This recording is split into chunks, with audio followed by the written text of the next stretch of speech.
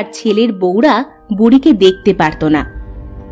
আমার হয়েছে যত জ্বালা, বলি এই যে মিনসে, তুমি কি চোখে দেখো না বাড়িতে এত কাজ, তারপরেও তোমার মায়ের আলাদা করে যত্ন নিব কখন? হ্যাঁ, বলি তোমার একার সংসারী কাজ আছে না, আর আমি কি হাওয়ায় নেচে বেড়াই নাকি?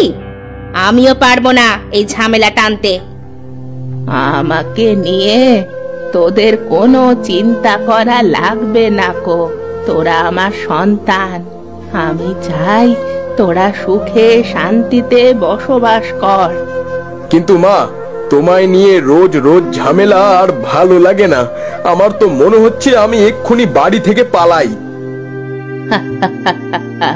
তোরা আর কোথায় যাবি? তোদের এখন সংসার করার বয়স, তোরা সংসার কর। আমি বরং এ বাড়ি থেকে চলে যাচ্ছি। বুড়ি এ কথা বলে বাড়ি থেকে বের হয়ে জঙ্গলের পাশে একটা নদীর ধারে বসে কাঁদতে লাগলো।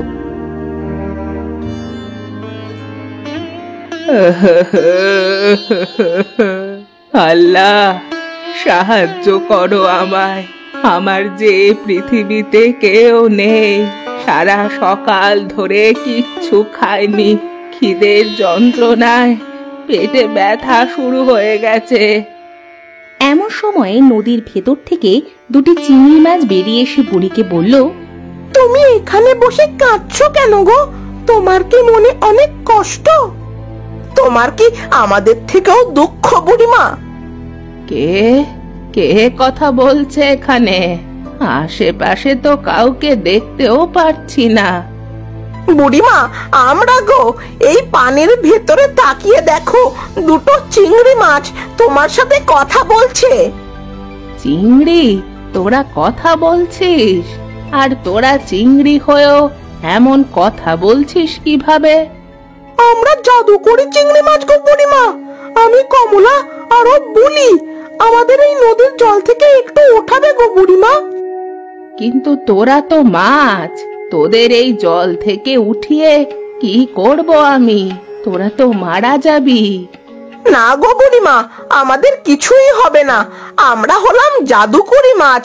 এই নদীর পানিতে আমরা খুবই বিপদে আছি। কেন রে? জল তো তোদের জন্য, তাহলে বিপদে কেন থাকবি? বুড়িমা, আমরা এখন অনেক ছোট যে কোনো মাছ যে কোনো সময় আমাদের খেয়ে ফেলতে পারে। তাই তুমি যদি তোমার সাথে আমাদের একটু রাখতে। আমি তো নিজেই খেতে পারি না, আমার থাকারও কোনো জায়গা নেই, তাহলে তোদের সাথে করে নিয়ে আমি কি করব রে? বুড়িমা, আমাদের দুজনের আলাদা আলাদা শক্তি আছে। আমি তোমাকে ঘর বানিয়ে দিব, আর আমি তোমাকে খাবার দিব। আচ্ছা আচ্ছা, বেশ, তাহলে উঠে আয় দেখি। আজ থেকে তোরাই আমার সন্তান। আমার সব শক্তি দিয়ে আমি তোদের আগলে রাখবো। এরপর বুলি চিংড়িটি তার জাদু বলে বুড়িকে নদীর ধারে একটা ঘর বানিয়ে দিল। এই যে মা, এটা আজ থেকে তোমার বাড়ি। তুমি আজ থেকে এই বাড়িতেই থাকবে। বেশ সুন্দর বাড়ি বাবা। মাগো, আগে ঘরে গিয়ে আমাদের পানির ভেতরে থাকার ব্যবস্থা করে দাও। পৃথিবীর এই হাওয়া নিতে আমাদের যে খুব কষ্ট হচ্ছে। দাঁড়া বাবা, দাঁড়া, তোদের আমি এক্ষুনি ব্যবস্থা করে দিচ্ছি।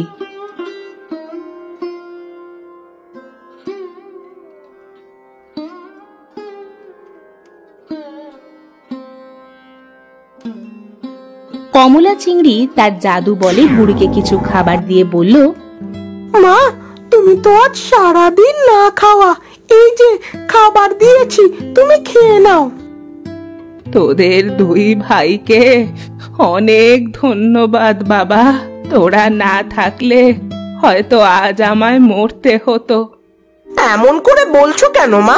সন্তান তার মাকে দেখাশোনা করবে, এইটাই তো সন্তানের কর্তব্য। তুমি তো আমাদের মা।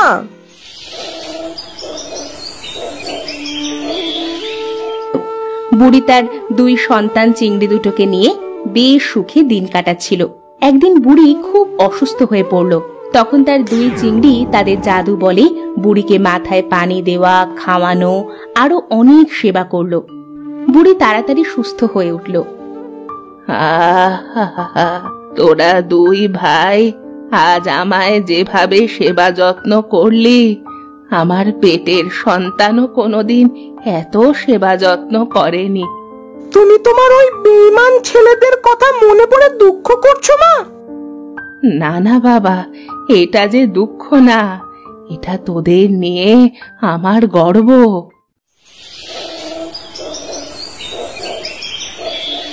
করছিল এমন সময় ঘরের ভেতর থেকে একটা চিৎকারের শব্দ ভেসে আসলো।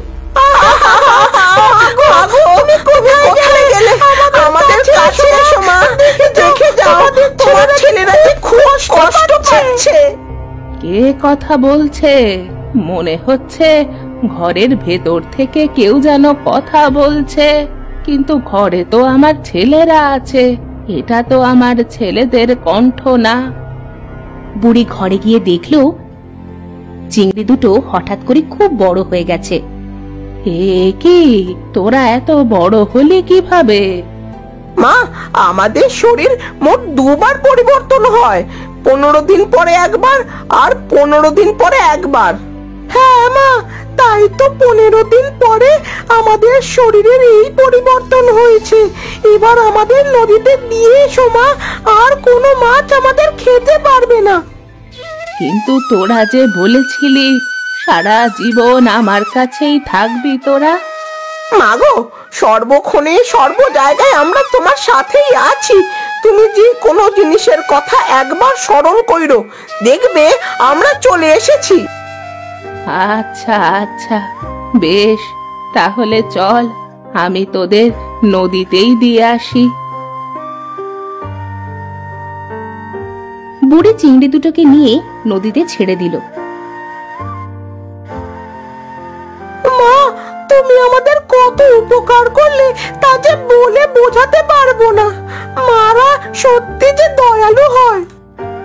না রে বাবা, এমন করে বলিস না। তোমার জন্য একটা উপহার আছে মা, কিন্তু এখন বলা যাবে না, সময় হলে দেখতে পাবে।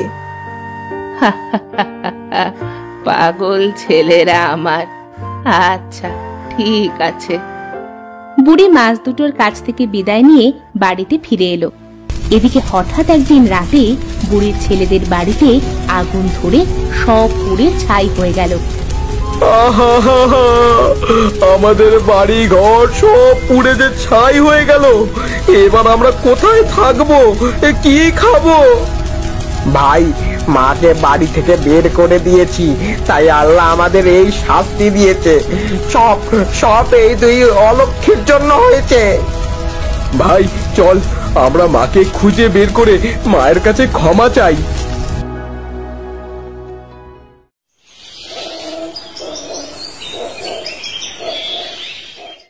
তারা সবাই বুড়ির খোঁজে বেরিয়ে পড়ল। খুঁজতে খুঁজতে দেখলো বুড়ি জঙ্গলের পাশে নদীর কিনারায় বসে আছে। ভাই, ওই দেখ মা। মাগো, আমরা আমরা খুব বড় ভুল করেছি, আমাদের তুমি ক্ষমা করে দাও। হ্যাঁ মা, তোমাকে বাড়ি থেকে বের করে দেবার কিছুদিন পরেই আমাদের বাড়ি ঘর সব আগুনে পুড়ে যায়। এখন আমরা নিঃস্ব মা। না না, তোরা কোনো অন্যায় করিসনি, তোরা বাড়ি ফিরে যা, আমাকে আমার মতো থাকতে দে। মা, সব কিছু আমাদের জন্য হয়েছে, আপনি আমাদের সবাইকে ক্ষমা করে দেন, আমরা আর কোনোদিনও আপনার সাথে খারাপ ব্যবহার করব না। কি মা, কেমন দিলাম? আমি ভাঙতেও পারি, গড়তেও পারি, তাই তো তোমার ঘর গড়ে দিলাম আর এদের ঘর ভেঙে দিলাম। মা, আমরা জানতাম তুমি তোমার ছেলেদের কথা মনে করে কষ্ট পাও, তাই তোমাকে তোমার পরিবার ফিরিয়ে দিলাম। আমার সোনারা, তোরা সত্যি আমার সন্তান।